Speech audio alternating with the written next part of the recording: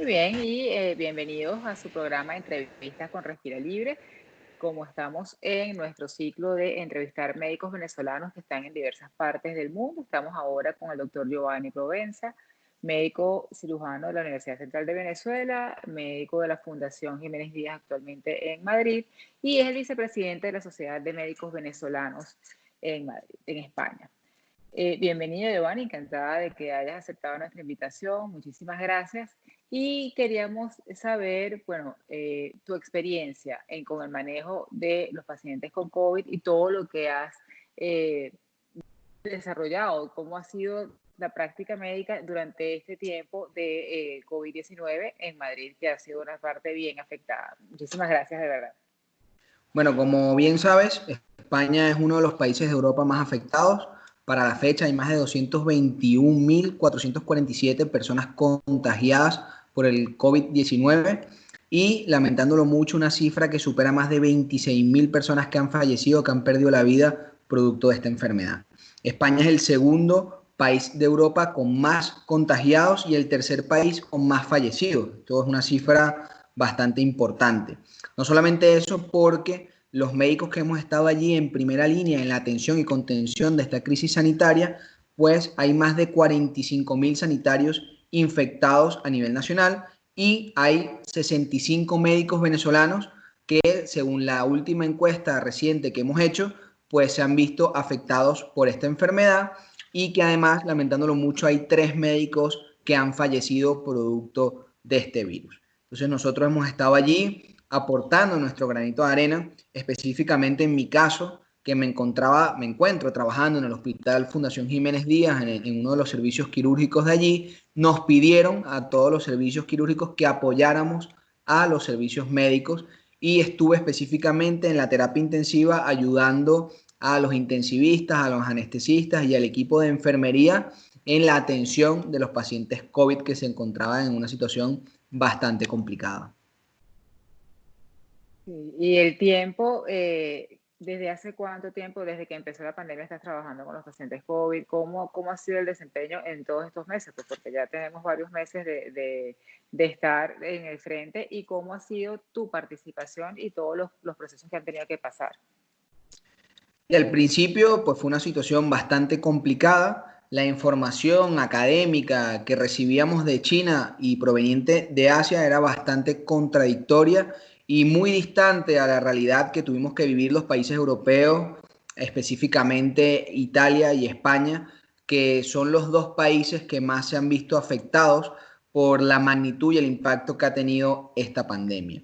Por lo tanto, pues era difícil de prever y por lo tanto no se habían tomado las medidas de preparación adecuadas para evitar este contagio masivo que hubo específicamente en España. Entonces eso es lo que produjo que, al haber una curva de contagio bastante violenta en un corto periodo de tiempo, se produjo un colapso del sistema de salud, que desde mi punto de vista el sistema de salud español es uno de los mejores del mundo, pero más allá de que no se tenía la preparación, pues no estábamos en la capacidad de poder recibir ese flujo tan importante de pacientes, y es por eso que las urgencias se encontraban totalmente colapsadas, las salas de hospitalización también, y las terapias intensivas tuvimos que aumentar la capacidad de camas de terapia intensiva en los distintos hospitales de la Comunidad de Madrid específicamente para poder atender las complicaciones de esta enfermedad. El tratamiento al principio pues fue bastante difícil de establecer protocolos de actuación, y en el transcurso de cuando comenzó esta pandemia, que en España se decreta el estado de alarma el 14 de marzo, pues no se contaban con los protocolos de actuación, digámoslo así, adecuados, y que en el transcurso de esta crisis pues se fueron desarrollando y vimos cómo la enfermedad, que bueno, cursa, por decirlo así, en 3 fases. Una primera fase con una afectación de la vía respiratoria superior, como si fuese una gripe o como si fuese un cuadro viral superior, incluso muchos pacientes con portadores asintomáticos o una sintomatología muy leve.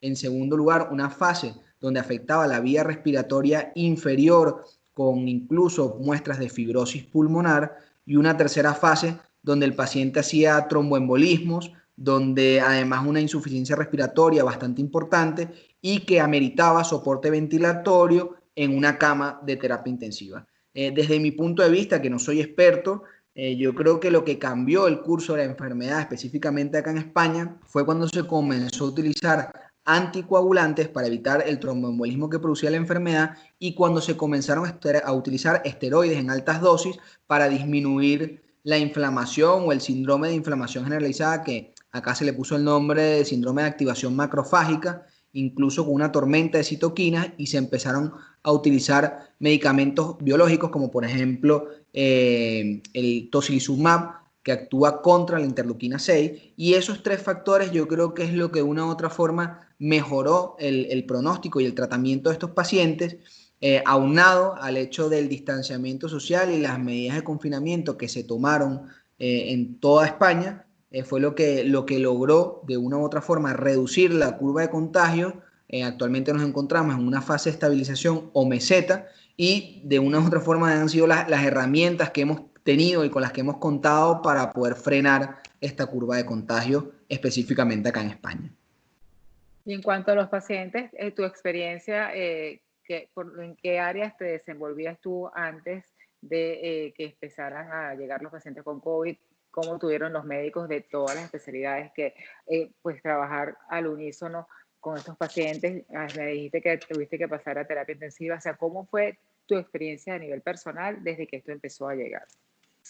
Bueno, yo a título personal me encontraba en Venezuela, estaba de vacaciones allí y llegué el 12 de marzo específicamente a España, y el 14 decretan el estado de alarma, me incorporé a mis actividades. Yo estoy en el servicio de traumatología del Hospital Fundación Jiménez Díaz, me encontraba allí pues prestando apoyo en las actividades quirúrgicas sobre todo, y al colapsar el hospital, pues lo que hizo es que todos los servicios quirúrgicos tuviésemos que de una u otra forma prestar apoyo a los servicios médicos. Entonces se hicieron turnos de trabajo donde apoyábamos la terapia intensiva, apoyábamos los servicios de hospitalización, de medicina interna, con, bueno, digamos que de una u otra forma, pues prestando ayuda, colaboración, en pautar el tratamiento, hablar con familiares, que también fue una situación bastante crítica porque para evitar precisamente que se siguiera diseminando el virus, se tuvo que cortar todo tipo de contacto entre los pacientes y sus familiares.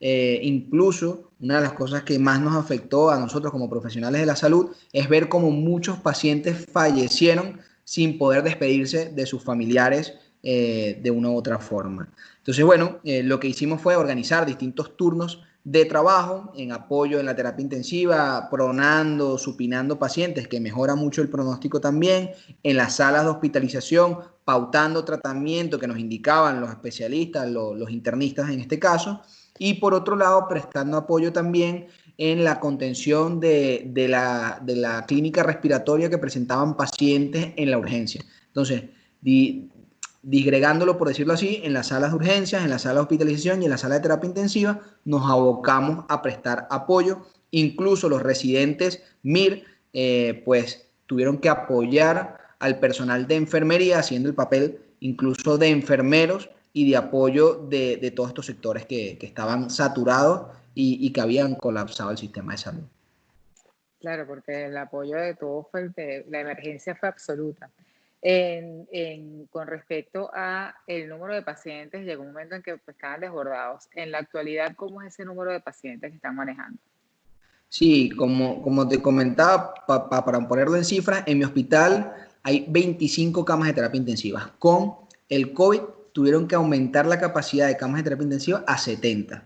Actualmente la sala que se había destinado la hemos ya clausurado, se ha cerrado, y los pacientes que se encuentran todavía en una situación delicada con un pronóstico reservado están en las 25 camas iniciales de terapia intensiva, y por decirlo así nos encontramos en una fase de desescalada del confinamiento, porque el sistema de salud de una u otra forma ya está desaturado, no se encuentra colapsado como se encontraba hace un par de semanas, y las cifras de contagiados ha ido disminuyendo, al igual que la cifra de fallecidos. Entonces, bueno, digamos que se está consiguiendo una fase de control y estabilización de la enfermedad, con el riesgo y el miedo de que pueda haber un segundo brote o un repunte de la enfermedad que pueda nuevamente colapsar el sistema de salud.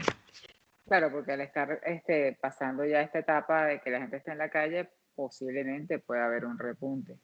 ¿Cómo a nivel ya personal de tu familia, cómo fue el manejo tuyo en tu casa al regresar con estas medidas? ¿Cómo ves también, una segunda pregunta, en la actualidad la empezada a desescalar pues, todo lo que es el distanciamiento social?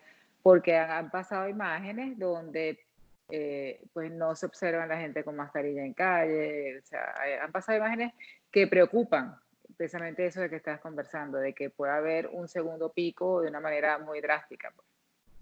Bueno, a nivel personal, yo en mi casa vivo con mi pareja, con mi novia, que es enfermera, que estaba también allí apoyando en la terapia intensiva.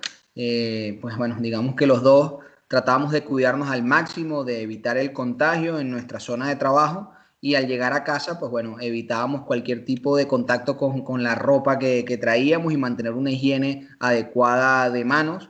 Y bueno, esas eran las medidas básicas que podíamos tomar en casa. Mi familia se encuentra en Venezuela y bueno, cualquier, digamos, consejo que le hemos podido dar, pues de medidas de distanciamiento social, de confinamiento, de higiene de manos, pues es lo que se hace, ¿no? Y lo único que está demostrado y confirmado que evita el índice de transmisión y de contagio de esta enfermedad.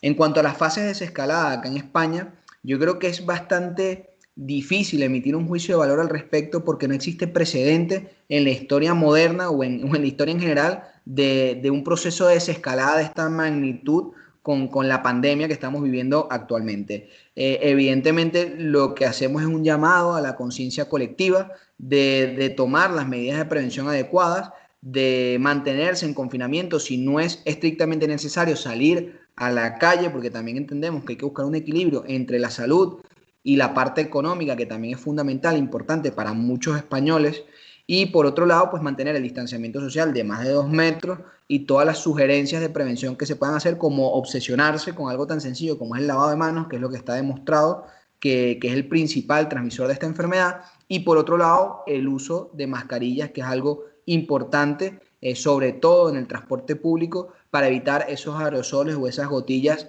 que pueden promover la transmisión y la infección de este virus. Sí, definitivamente, como dices tú, la conciencia es lo básico.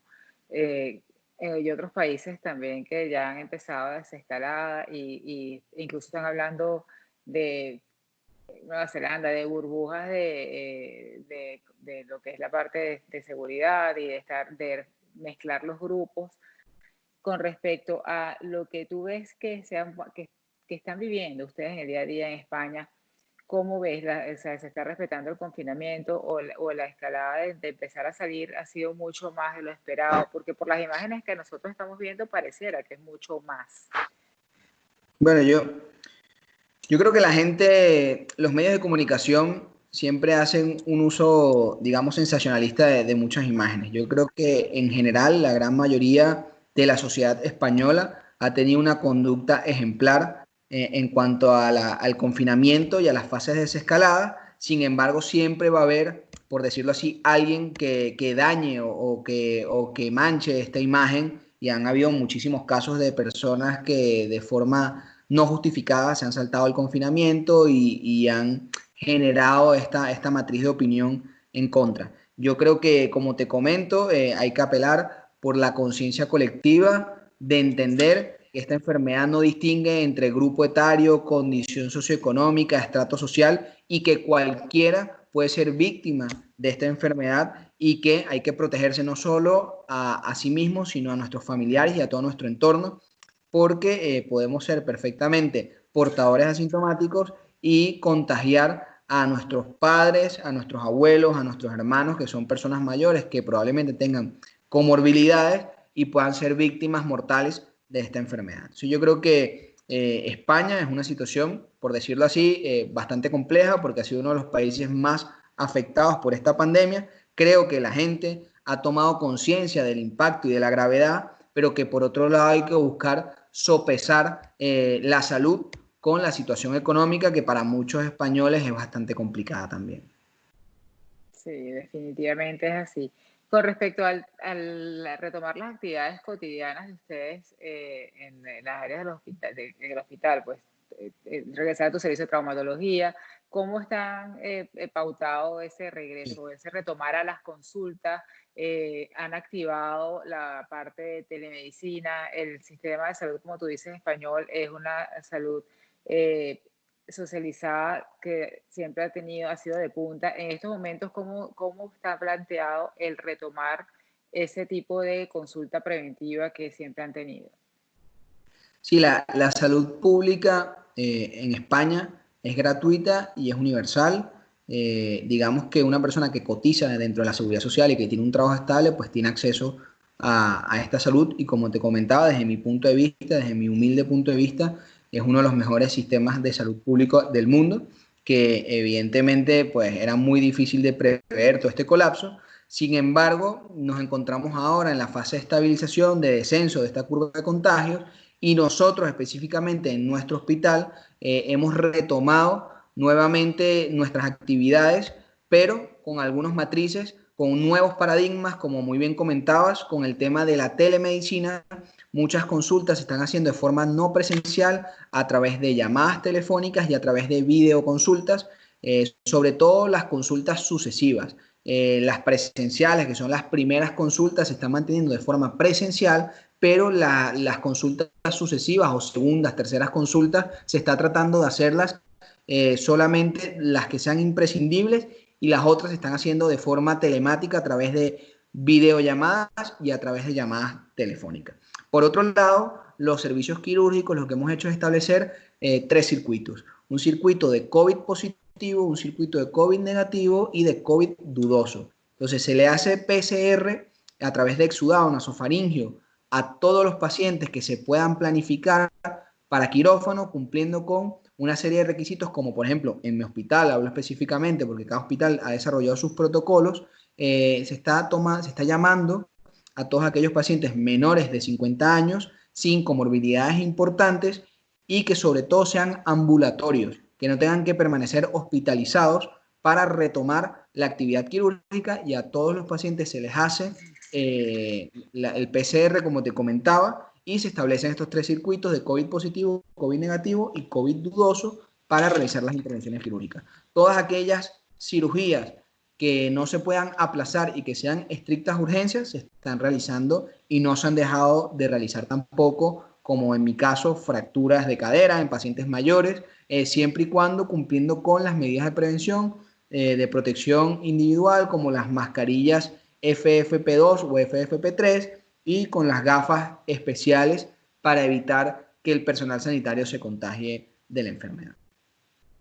Y en cuanto al manejo del equipo quirúrgico, han tenido que anexar personas, por ejemplo, para tocar los botones de los ascensores, para el traslado de los pacientes. O sea, ¿han habido un cambio estructural en cuanto al manejo para este reintegro quirúrgico? ¿Se han reintegrado a la sala de operaciones del 100% o ha sido paulatino o destinaron un 25% de lo que planificaban antes? ¿Cómo ha sido este reintegro?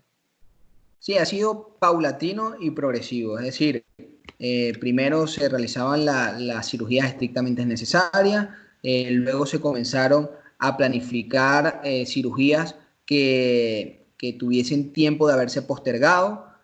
Por otro lado, bueno, como hay temas importantísimos, como temas, patologías oncológicas que no se podían seguir aplazando, que había que tomar medidas al respecto y de forma paulatina y progresiva se ha ido retomando la actividad quirúrgica. Hay que recordar también que específicamente en la Comunidad de Madrid se había aumentado la planilla o el recurso humano, habían contratado más de 10.000 personas y hace poco, el día de ayer, la presidenta de la Comunidad de Madrid anunciaba que se iban a prolongar los contratos hasta diciembre de este año. Por lo tanto, ese personal de una u otra forma se encuentra incorporado al sistema de salud de los distintos hospitales de la Comunidad de Madrid, ayudando en la atención y contención de esta crisis sanitaria. Entonces, bueno, lo que te quiero decir es que es un proceso completamente nuevo para todos. Esto va a generar un antes y un después en toda la perspectiva del sistema de salud, no solamente a nivel nacional, sino a nivel internacional. y se van a ir desarrollando pues protocolos y mecanismos de actuación distintos a lo que teníamos concebidos como medicina y que vamos a ver a corto, mediano y largo plazo cuál va a ser el desenlace y las consecuencias de esto. Sí, definitivamente, y a título tanto personal como empresarial, como de salud, como a nivel económico, esto ha sido algo diferente para todos. Yo realmente el enfoque de los diferentes puntos desde donde se están trabajando los médicos que hemos entrevistado, los médicos venezolanos, siempre nos da una visión de cómo estamos y hacia dónde se va. Con Claro. respecto a, para por lo menos un poco cerrar un poco la entrevista, con respecto a la parte del manejo de las pruebas diagnósticas, eh, que sean preventivas como para poder empezar a abrir un poco más en donde estás tú trabajando, hay la posibilidad de que se practique de manera masiva para poder abrir un poco más la comunidad, o sea, lo que es la parte económica, porque mientras se maneje mejor prueba diagnóstica, es la forma de poder iniciar más abierta la economía. ¿Qué Yo disponibilidad tienen? antes de cerrar la entrevista me gustaría hablar un poquito de la Asociación de Médicos Venezolanos en España. ¿Cómo no? Ah, pero Quería, vamos a cerrar la parte de COVID para sí. que esa era la última